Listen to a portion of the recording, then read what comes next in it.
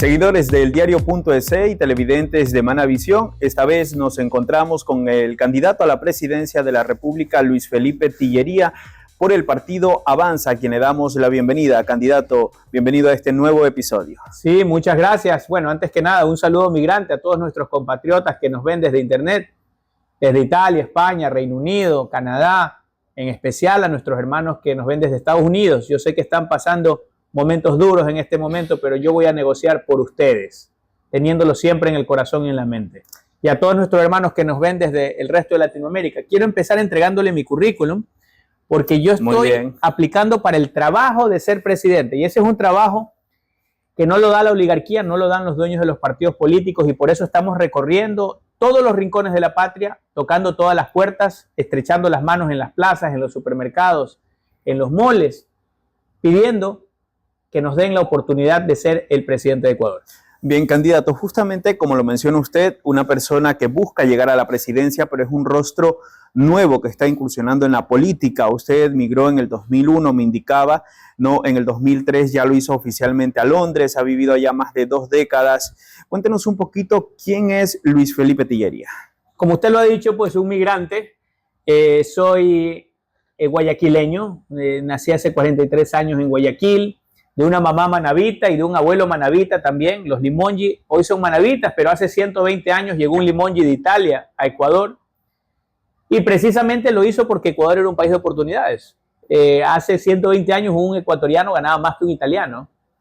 Hace 120 años Ecuador era un país en vías de desarrollo. Lamentablemente los políticos en los últimos 45 años secuestraron todas las oportunidades y no hay ni siquiera oportunidades para los ecuatorianos. Mi papá es chileno, él vino a Ecuador hace 48 años, cuando un ecuatoriano ganaba 8 veces más que un chileno. Así de en vías de desarrollo estábamos. Lo lamentable es que los políticos secuestraron todas las oportunidades. Usted ha vivido en el primer mundo por más de 2 décadas, como conocemos. ¿Qué lo hace venir al Ecuador a participar en estas elecciones? La misma valentía que todos los migrantes. ¿Por qué dejar, digamos, esa comodidad de vivir en Londres el mismo enigma, y regresar acá? El mismo enigma que encontrarás, hermano, cuando le preguntes a un ecuatoriano que vive en Nueva York. ¿Por qué en lugar de gastar $45 que cuesta un ticket de avión entre Nueva York y Puerto Rico, tú no te vas a Puerto Rico de vacaciones, sino que utilizas tus 2 semanitas de vacaciones para irte a Ecuador, a Guayaquil, cuando todas las revistas dicen que es peligroso? ¿Por qué no te gastas $45 en ir a Puerto Rico desde Nueva York, sino que te gastas $600 en ir a Ecuador? Y bueno, lo mismo que el mismo enigma cuando le preguntes a un ecuatoriano que vive en Madrid o en Barcelona, ¿por qué no te compras una casa en Barcelona si te dan crédito a 30 años plazo al 3% de interés anual y vives en Barcelona? Sino que envías tus remesas para completar el segundo piso de la casa en Ecuador, quizás en un barrio peligroso. Es el mismo enigma. Y yo creo que es la valentía propia de los migrantes que siempre nos la jugamos por Ecuador. Hay muchas personas que me dicen, oye, pero si has llegado a ser concejal y la mayoría de concejales tienen 65 años y tú estás en tus 40 y eres concejal, algún día vas a llegar a ser alcalde de Londres. Sí, pero yo creo que así como lo prometí cuando me despedía con lágrimas en los ojos de mi madre en el aeropuerto hace 22 años, yo fui a Inglaterra a prepararme, a adquirir experiencia para luego llegar, regresar y enrumbar Ecuador al primer mundo. En caso de que no se den las cosas y Luis Felipe Tillería no logre la presidencia, ¿qué sigue? ¿Regresará a Londres a continuar con sus negocios, su trayectoria y buscar la alcaldía, como bien lo menciona? Bueno, no hemos pensado en eso. Nosotros estamos muy optimistas. Definitivamente que tengo que irme a Londres a pocos días de las elecciones porque están mis hijos allí, que me extrañan. No es lo mismo verlos crecer durante estos meses por WhatsApp que estar allí dándoles un abrazo, jugar fútbol con mi pequeño Noé, tomarle el tiempo en las carreras de karting a mi pequeño Mark. ¿Cuántos niños tiene? Dos hijos. ¿Y está comprometido actualmente? ¿O? Claro, con mi amadísima Camilia. Vamos para 9 años ya. ¿Y qué le ha dicho ella por participar en las elecciones? ¿Quizás muy riesgoso o qué? ¿O lo apoya? Me apoya 100%. Yo creo que esa es una de las mayores bendiciones que tengo, que no solamente hemos edificado juntos un patrimonio y un negocio que manejamos conjuntamente en Londres, sino en muchas locuras. Ella fue la jefa de campaña de nuestra concejalía de Londres, donde derrotamos a alguien que estaba ya 11 años en el curul y eventualmente quien mantuvo el equipo junto. Ahora no es diferente, ella me acompaña a todos los recorridos por todos los rincones de la patria. Bien, candidato, con todo esto y todo lo que ha tenido que enfrentar, ¿usted se considera un hombre creyente, cree en Dios, Claro. cree en algo? Claro, bueno, totalmente en Dios, pues, o sea, no solamente en Dios, sino en nuestra mamita del cielo. Yo siempre cargo pues mi rosario conmigo. Mi mamita del cielo siempre me cuida y Dios nos está dando la sabiduría para afrontar estos desafíos. Creo que esta candidatura es muy bendecida por Dios. He visto varios milagros a lo largo de la campaña. El equipo que estamos formando es un equipo que puede llevar a Ecuador al primer mundo. Bien, candidato, pasando a otro tema, como padre de familia, como ciudadano común, no más bien como candidato, sino como ciudadano, ¿usted qué opina sobre las personas que forman una pareja, personas del mismo sexo que buscan adoptar niños? ¿Usted está de acuerdo con eso o no? No, que busquen adoptar niños. Hoy por hoy no está permitido en nuestro actual código y en nuestra actual constitución. De hecho, se trata de prever que el niño pueda tener una familia. Se entiende en Ecuador una familia tradicional, papá, mamá. Y así como las personas solteras en muchas partes del mundo no pueden adoptar, así como parejas del mismo sexo no pueden adoptar en muchas partes del mundo, se sobreentiende que es precisamente porque se quieren conservar esos valores tradicionales. Tengo varios compañeros concejales homosexuales. Londres es una ciudad muy inclusiva y he aprendido a ser inclusivo durante los últimos años. Y yo creo que nuestras políticas desde el gobierno van a ser inclusivas también para asegurar cualquier tipo de igualdad de derechos. Sin embargo, hay una línea que no queremos cruzar, que sería el adoctrinamiento a niños. Hemos protestado ante el dictamen de la Corte Constitucional. Una delegación nuestra estuvo presente hace un par de días cuando estuvimos en Quito, ya que estuvimos protestando contra este dictamen de la Corte Constitucional que abría las puertas al adoctrinamiento de niños por medio del Ministerio de Educación para una eventual transición transexual. En ese sentido, nosotros pretendemos proteger a la niñez para que llegue a los 18 años y pueda ser totalmente libre de elegir su sexualidad, su orientación sexual, qué quieren hacer con su vida, pero libres de cualquier adoctrinamiento de jóvenes. Bien, candidato, aparte de creer en Dios, como lo indicaba, creer en Iglesia Católica, ¿hay alguien que lo inspire a usted a seguir adelante más allá del tema familiar, un personaje en sí? Varios personajes en la historia. ¿Cómo cuáles? Margaret Thatcher es uno.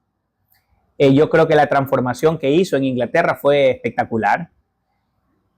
Inglaterra en la época antes de Thatcher era un país que tenía similares problemas que Ecuador. Tenía un crimen galopante, tenía una economía que no crecía, tenía grandes sindicatos que no los permitían progresar. De hecho, la revista The Economist, esa misma que dijo que Ecuador era que había narcopolítica, que era un narcoestado, esa misma en ese momento catalogó a Inglaterra como el hombre enfermo de Europa. Era el país que menos crecía en Europa. Sin embargo, ella modernizó tanto el país, hizo que Londres llegara a ser uno de los centros financieros número 1 del mundo. Y yo creo que podemos hacer las mismas reformas en Ecuador. Otro es Nelson Mandela, una persona que llega al poder después de estar encarcelado y no llega con sed de venganza. Mucha falta le hace un Mandela a Ecuador. Y fíjate que nosotros compartimos con Nelson Mandela un reconocimiento. Quizás ese fue el empujón que necesitaba para decidirme entrar en la carrera electoral. En el año 2022 yo recibo el Freedom of the City of London, que viene a ser equivalente a las llaves de la ciudad de Londres. Y cuando me dan el tour, después de darme el reconocimiento, ahí me cuentan quiénes habían recibido esa distinción. Una de ellas, Margaret Thatcher. Uno de ellos, Nelson Mandela. Y ahí comienzo a leer un poco más de la historia de Mandela que pues la sabía simplemente por cultura general, pero comienzo a adentrarme mucho más en cuál comienza a ser su legado, y hasta ahora pues su partido dirigía hasta hace un par de años Sudáfrica. Bien, y asimismo, como hay personajes que lo inspiran, también hay uno o un par quizás que odie totalmente y que no quiera saber nada de ellos. No odio a nadie. El odio es estéril. Critico, sí, personas que han sido nefastas en el Ecuador. Se une a la tendencia, escuchamos, pero no juzgamos, y en este caso sí se juzga. Claro, no, o sea, nosotros pretendemos no escuchar mejor y sí juzgamos, y sí juzgar. porque en Ecuador, en los últimos 45 años, todos los políticos han sido partes de este entramado para secuestrar a la patria. Incluso consagran en una constitución en nuestro hermano pueblo de Montecristi, que por ejemplo no garantiza la propiedad privada. Antes de la constitución, nosotros teníamos 1.300 millones de inversión extranjera. Ahora hemos promediado desde la constitución para acá menos de 700 y actualmente cerca de 200. En lugar de crecer, vamos decreciendo a pasos agigantados. Y yo creo que incluso en esa constitución de Montecristi ponen una igualdad de derechos entre los delincuentes y los ciudadanos de bien.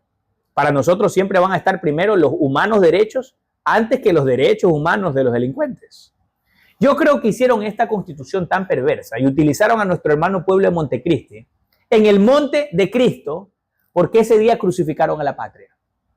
Bien, candidato, ahora vamos a ver un poco sus gustos, conocer un poquito sus gustos en temas gastronómicos. Si le pusieran a elegir entre un ceviche y un encebollado, por ejemplo, acá en Manabí, ¿con cuál se quedaría? Acá en Manabí quizás me quede con el encebollado. Ya uno de los preferidos. Y en cuanto a bebidas, café o té, ¿qué prefiere usted? Café. Café. ¿Y en bebidas alcohólicas o es un hombre que casi no toma? Normalmente no tomo, pero cuando saco a mi rubia a bailar, un vinito está chévere. Cuando salgo con mi esposa, claro que sí. Ya, y Luis Felipe Tillería, cuando vivía acá en Ecuador, antes de irse a Londres, ¿tuvo por ahí su primera borrachera o varias borracheras? ¿Recuerda alguna de ellas?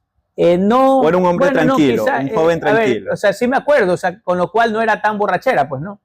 Fue el día de nuestra graduación. Imagínate que Lazo, o sea, yo también soy víctima de Lazo, amigos. Lazo era gobernador del Guayas. Ok. Y había dictado toque de queda. ¿Eso en qué año fue más o menos? Esto fue más o menos en el año 99, enero del 99, febrero del 99. Ok. Nos graduamos y no podíamos salir de fiesta porque Lazo había decretado un toque de queda, porque dicho sea de paso, igual que le pasó en el gobierno, así como cuando fue gobernador, se aumentó una ola de violencia. Cuando fue presidente ha sido casi lo más sangriento que ha tenido Ecuador. Y digo casi lo más sangriento porque el mes más sangriento de toda la historia de Ecuador ha sido el actual mes de enero, de la mano de Daniel Noboa, o Rafael Noboa, como algunos le dicen, ¿no? Es decir, solo en el mes de enero hemos tenido 700 muertos. Amigos, para ponerlo en contexto, nosotros cantamos un himno nacional por más de 100 años, 150 años aproximadamente, porque se vertió sangre en la batalla del Pichincha.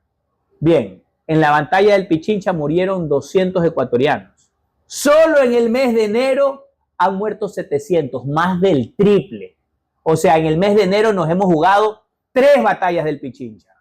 Bien, eso ya... Así de trágico es como tiene la seguridad Rafael Noboa. Más adelante, candidato, justamente le voy a preguntar de eso en materia de seguridad, cuál es el plan que tiene en caso de llegar a Carondelet, para que nos explique, porque si bien enero ha sido el mes más sangriento, según las autoridades de tanto Manabí como de otras provincias en donde se registran muertes a diario. Candidato, algo que le quería consultar también en cuanto al tema de gustos es por la música. ¿Qué escucha Luis Felipe Tillería? Tanto acá en Ecuador como en Londres. Quizás acá música bien latina, pero no sé si allá la mantengas. Allá también. Ya uno pues en su teléfono tiene. Bueno, ahorita escuchamos a cada rato Tillería volvió, pues, ¿no? Para que no tengas que emigrar. La canción de la campaña. La canción de la campaña. A ver, ¿cómo dice? Si nos puede cantar un pedacito. Claro, bueno, recuerdo el coro. Tillería volvió. Tillería... ¿Cómo sigue? Tillería va a frentear. Esa es la que yo decía, ¿qué va a pasar con Tillería? Tillería va a frentear. el pueblo despertó, Ecuador en primer lugar. Tenemos que enfocarnos en el primer mundo. ¿Y de dónde nace esta canción? ¿Quién la empezó a crear? Bueno, la hicimos así con el equipo. La hicimos con el equipo, con inteligencia artificial. Porque imagínense que hay cosas que se pueden hacer tanto más baratas con inteligencia artificial. ¿Sabes que veía el debate y muchos candidatos planteaban eso, ¿no? Sí, pero no entienden, o sea, me copiaron. Utilizar la inteligencia artificial para muchas cosas, y luego estaban los memes en donde aparecía un robot y te decía la inteligencia artificial viendo cómo los candidatos plantean gobernar con ella. Sí, bueno, o sea, me hicieron una copia natural de la inteligencia artificial. Tenemos nuestro plan Tiller IA, que incluye optimizar todos los procesos del Estado gracias a la inteligencia artificial. Nosotros así pretendemos eliminar 230,000 empleos públicos. Que son achicar el Estado. Claro, porque son una burocracia parasitaria que le cuesta al Ecuador. ¿Y qué pasaría con esas fuentes de trabajo, esas personas que se quedan desempleadas? Se irán a su casa, pues, ¿no? Por ahí podrán criar nietos o pueden también convertirse. Eso es lo que yo le digo a esos burócratas parasitarios. Van a poder convertirse porque vamos a generar el triple de empleos. Le explico. Esa burocracia parasitaria le cuesta a Ecuador 3.500 millones de dólares al año. Si usted divide 3.500 millones de dólares al año y lo divide para 365 días del año, le da aproximadamente 10 millones de dólares al día. Eso equivale a que todos los días puede construir 10 escuelas. Todos los días puede construir 3 hospitales. Todos los días puede comprarse 238 patrulleros. De esta manera yo les hago un ejercicio. Digamos que yo llego a Carondelet y desde el primer día puedo cortar la burocracia parasitaria. En la primera semanita yo ya puedo tener 70 escuelas. Es decir, 1 de cada 3 cantones ya tiene su escuela. En la segunda semana 21 hospitales. Es decir, todas las provincias, quítele Quito y Guayas y Pichincha y por ahí Galápagos, todas las provincias le quedan con un hospital nuevo en la segunda semana. Tercera semana, 1.500 patrulleros. O sea, todo barrio peligroso ya tiene ahí sus patrulleros deambulando y comienza a sentirse el ciudadano más seguro en 3 semanas. No llevamos 3 semanas con este cáncer. Eso en caso de llegar a la presidencia ya como parte de su propuesta, de su plan de trabajo. Correcto. Y en materia de seguridad, ya retomando lo que hablábamos hace poco, la cantidad de muertes violentas en enero superó las 700, según las autoridades. ¿Qué hacer? ¿Qué haría el candidato Luis Felipe Tillería si llega a la presidencia para enfrentar este mal que está acabando con muchas personas? Bueno, tenemos el plan Artillería contra la Delincuencia. En nuestro plan de Artillería contra la Delincuencia tenemos, y creo que somos la única candidatura que no está gastando más plata, o que no dice que va a gastar más plata en controlar el crimen organizado. Necesitamos optimizar el dinero que ya gastamos en defensa. Por ejemplo, tenemos un presupuesto de cerca de 3.500 millones de dólares en defensa, en seguridad y defensa. Lo que queremos es hacer algo que hizo Italia cuando era más pobre que Ecuador. Queremos tener un cambio en la función de las Fuerzas Armadas. Las Fuerzas Armadas actualmente, según la Constitución, sirven para el control externo. Lo que queremos es cambiar eso. Ir a una nueva Constitución para que las Fuerzas Armadas tengan una función dual. Que sean como los Carabinieri de Italia. Que en época de guerra estén listos para ser militares, pero en época de paz, paralelamente con la Policía Nacional, estén controlando las calles. Algo como lo que está pasando quizás ahorita, que están trabajando a la par con la policía. Sí, exacto, pero con 2 diferencias. La primera es que reciban el entrenamiento desde que arrancan en su carrera de Fuerzas Armadas, que reciban el entrenamiento para poder asistir a la policía. Porque ahora son 2 fuerzas que a la final no están intercoordinadas. Y eso pues crea duplicidad de funciones y se pierde la eficiencia. Además que se pueden producir casos como el de los chicos de las Malvinas, porque no están preparados para un combate armado interno. Acá la idea sería que tengan ya esa formación desde que arrancan. ¿Y cuánto se necesita para hacer todas estas modificaciones? Es que el mismo personal. Lo que necesitamos es aproximadamente 40 millones de dólares, que es menos del 1% del presupuesto actual, para que tengan ese reentrenamiento. Y lo podemos hacer rápido. Podemos entrar en el gobierno y comenzar a dar este entrenamiento gracias al comando conjunto y darle las funciones una vez que ganemos el referéndum de salida de la nueva Constitución. Pero a la par, nosotros queremos que la función de los reservistas también cambie. Tenemos más de 100.000 reservistas. Queremos rotar los reservistas constantemente para que controlen las cárceles permanentemente. Es decir, que se vaya a la casa el SNAI y ese presupuesto se lo damos a los reservistas para que controlen eficientemente las cárceles. Y queremos que los presos trabajen como chinos. Por eso tenemos el plan chino, Centro Humanitario de Inclusión y Nuevas Oportunidades, chino. En ese tema también quería consultarle, mencionaba hace poco el tema del SNAI, que se va para su casa, ¿no? ¿Qué pasaría con Petroecuador? Y aprovecho también para consultarle qué pasará con el IES. ¿Privatizarlo es una opción o no? Bueno, hay que hacerlo independiente, hay que hacerlo autónomo, para que el gobierno le deje de meter las manos al IES. Imagínese que es como que venga un ladrón, lo que pasa es que la gente no se da cuenta que son ladrones, y le diga, oye, dame la clave de tu caja fuerte, que yo todos los meses te voy a ir depositando ahí $40,000. Es lo que pasa con el IES. Es lo que pasa con el IES, pues porque le dicen, yo te voy a dar el 40% del fondo de pensiones, déjame meter allí a un vocal.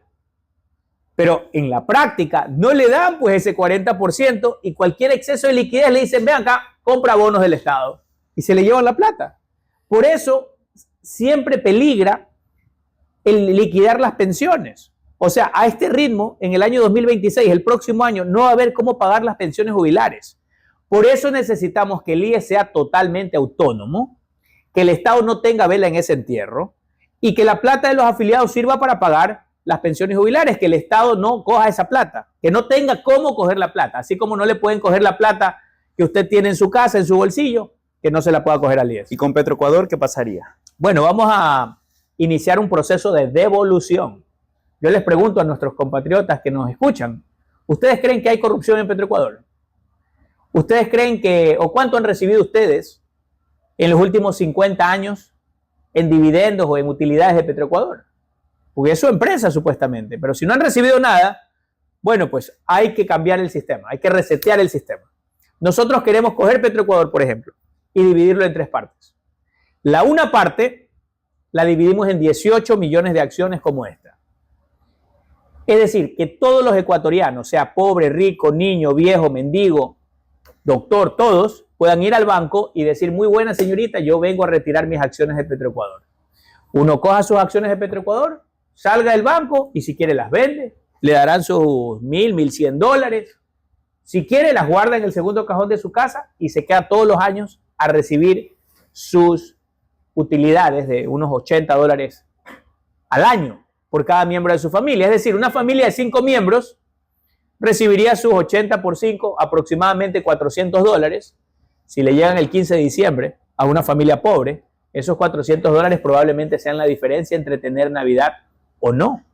Candidato, veía un video en redes sociales de una entrevista que usted también daba y mencionaba algo interesante para Manabí, porque mencionaba Bahía de Caracas, construir un parque de Disney acá en la provincia de Manabí, en la ciudad de Bahía de Caracas. ¿Eso es factible? Y también aprovecho para consultarle el tema del tren bala que mencionó en el debate.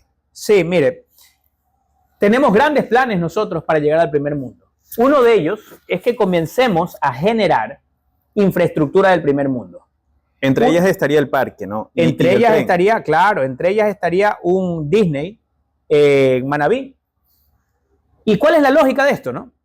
A ver, aquí ya comenzó un debate en los años 80 de si se podía poner un Disney en Ecuador.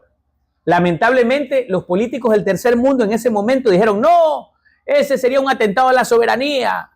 ¿Y qué hizo Disney? Se puso el Euro Disney en París. También hay uno en China, ¿no? También hay uno en Shanghai, correcto. Y mueven dinero, porque hay personas que dicen, bueno, me resulta más cerca, europeos que dicen, me resulta más cerca irme al de París. Sin embargo, los europeos pueden elegir en irse al de París o pueden elegir irse al de Miami, al de Orlando. Son 330 millones de europeos, de miembros de la Comunidad Europea. ¿Cuál es nuestra lógica? Acá tenemos 660 millones de latinoamericanos, donde el 95% no tiene visa para Estados Unidos. O sea, a ellos solamente les quedaría irse al de Ecuador. Y cuando usted arma un Disney, no solamente es que hay $4,000 millones de inversión, en donde esos 4.000 millones de dólares de inversión van a circular en la economía local, sino que también tiene que haber otra inversión por parte de hoteleros locales o internacionales que van a comenzar a construir por lo menos unos 200 hoteles de 800 habitaciones. ¿Y cuál es aquí lo interesante? No solo que hay trabajo para los jóvenes que van a trabajar en los parques, sino también en los hoteles, sino que también esos jóvenes, bueno, se comen un boloncito y la señora que vende bolones también hace su platito. O sea, todo es una cadena. Claro. Y en el tema del tren bala, ¿eso es factible? ¿Lo construiría de manera muy concreta? Porque sí, lo vamos a hacer. Y tenemos los estudios para el tren bala. Pero simplemente terminando lo de Disney. Yo entiendo que los políticos mediocres del tercer mundo piensan que esto es imposible. Y es lamentable, porque realmente por esa mediocridad es que Ecuador está pobre. Pues. Pero yo invito a los que tengan chance de irse a Orlando, que vean dos cosas. Aterricen en Orlando y vean lo maravilloso que ha sido el capitalismo en formar parques como estos. Pero también que googleen cuánto dinero genera Orlando. Solo la ciudad de Orlando, que hace 70 años era tierra de nadie, era en el medio de la nada, era botado, por tener dos grandes cadenas de parques, hoy genera solo la ciudad de Orlando el doble que toda la economía ecuatoriana. ¿Cuánto le cuesta, cuánto le vale un Disney aquí? Aproximadamente entre 2.000 y 4.000 millones de dólares de inversión. ¿Puede Disney hacer esa inversión tan grande? Disney factura 93.000 millones de dólares. Es decir, con 2 semanas de facturación, Disney paga eso. Bien, candidato, cambiando ya un poco de tema y antes de concluir esta entrevista, vamos a proyectar en este momento en esta pantalla 5 imágenes para que las pueda definir con una palabra o una frase. Vamos a iniciar entonces, si producción nos ayuda con la primera foto. ¿Qué representa eso para usted en una palabra? Que necesitamos modernizar nuestro sector pesquero. La siguiente imagen, producción, por favor. El personaje que aparece en pantalla en una palabra. Socialista del siglo XXI, admirador de Lula. La siguiente gráfica. La manera en la que se cosecha el maíz en el tercer mundo, vamos a hacer que nuestros agricultores sean ricos, dotándolos de maquinaria para que lo hagan desde sus tractores y puedan hacer 200 veces más cosecha. Bien, la siguiente, producción. Ahí está una refinería bien bonita, diría un correísta, pero es un terreno aplanado. Bien, y la última imagen, por favor. Otro socialista del siglo XXI, más del ala de Maduro más que de Lula, pero son lo mismo al final. Ahí, si se da cuenta, las manos las ponían igualito, o sea, es muy similar. Bien, y para cerrar este pequeño espacio, candidato, aprovechando su presencia, bueno, el mensaje a los ecuatorianos, ¿por qué confiar en usted para estas elecciones del 9 de febrero? Porque tenemos un gran equipo que incluye a Adriana García como asambleísta, una patriota que ha dado un paso adelante y ha dicho que sí quiere todas las reformas que nosotros proponemos. Ella quiere, por ejemplo, y fue una de las primeras en decir, yo creo que los asambleístas no tienen que ganar $6.000. Y va a proponer que los asambleístas ganen un máximo de 3 salarios mínimos vitales. Eso yo creo que no solamente comenzaría a predicar con el ejemplo, sino que también haría que la representación esté más cercana al pueblo, que los asambleístas vivan más como el pueblo. Ella está de acuerdo con que transitemos a una cámara de los comunes y corrientes. Es decir, que la nueva asamblea sea una representación de la sociedad. Fíjate que encontrar a alguien que se una al proyecto y que diga, bueno, nosotros no vamos a reducir el sueldo, es difícil. Sin embargo, Adriana me dijo, mira, a mí me enseñaron a trabajar mis padres desde muy pequeña.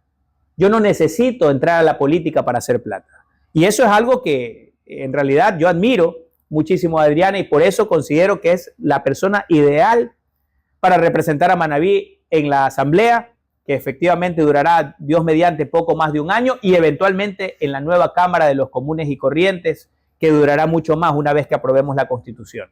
Perfecto. No solamente eso, sino que Luis Felipe Tillería no tiene compromisos con nadie de ese pacto mercantilista macabro que ha tenido a Ecuador pobre por los últimos 45 años. No tengo compromisos ni con la oligarquía, no le debo nada, ni un centavo partido por la mitad. No le debo ni un préstamo, ni mi primera chamba, no le debo una sociedad, nada a la oligarquía, pero tampoco le debo nada a la clase política. No le debo un voto partido por la mitad. Yo no he sido alcalde de, ministro de, ni he nacido bajo el ala de ningún caudillo. Y yo sé que si quiero cambiar el país voy a pisar callos. Pero está bien, porque no tengo compromisos con nadie. Mi único compromiso es con la patria, para, abrazando las ideas de la libertad, enrumbar Ecuador al primer mundo. ¡Viva la libertad! Listo, muy amable candidato por acompañarnos en este nuevo episodio de Manavisión en Podcast de Voto 2025. Muy amable. Gracias. Es Luis Felipe Tillería, candidato a la presidencia de la República por el partido Avanza. Hasta la próxima.